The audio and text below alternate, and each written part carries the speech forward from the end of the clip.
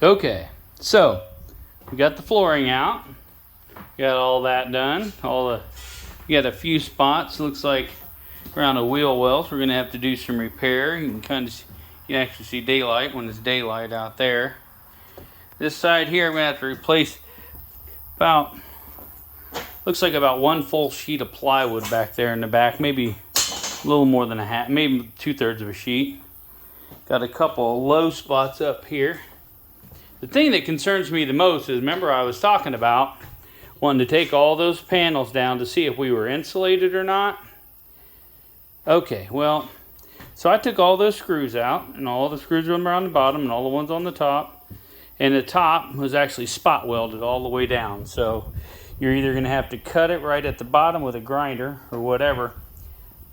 My real concern is, I was thinking I was gonna replace this with that same type of foam, but apparently when these buses sit in the sun, the outside of them must get over 200 degrees because that foam melted in the wall.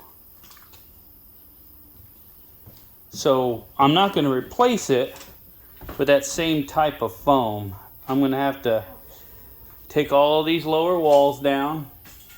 I do know the upper part is insulated with the ceiling is actually insulated with fiberglass instead of this foam.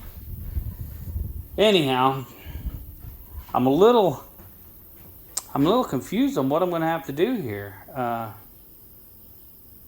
I guess I'm going to have to find some insulation and insulate that, and then glue some vinyl or something underneath of it, and then put or maybe some Visqueen, and then put my wood on top of it. That's very discouraging. I'm just very surprised. And these things are just, that is zero insulation now, just because of how hot it's gotten. So if you were thinking you weren't going to take the walls down because they were probably insulated, I think you're probably still going to have to do it.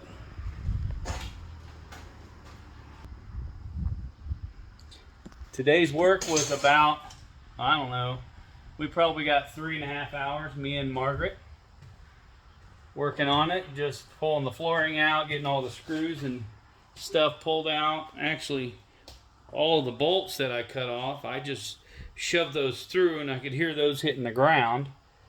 So that means I'm going to have to go underneath of there, or from the top, I'm going to have to fill these holes with maybe windshield weld or window weld or something like that. Something that's going to be an elastomer that does not come apart. Something doesn't melt in the heat and run out or shrink when it gets cold. So I think that's probably what I'm going to do, and then we're going to replace a couple pieces of plywood back there in the back. I'm going to replace a couple of that piece of plywood there where these seats sat and it indented. I'm actually going to just level those out, and I'm going to do a repair around this with sheet metal, probably just some galvanized, and then because I have some of that, some 16 gauge, I'll probably just do that repair with galvanized.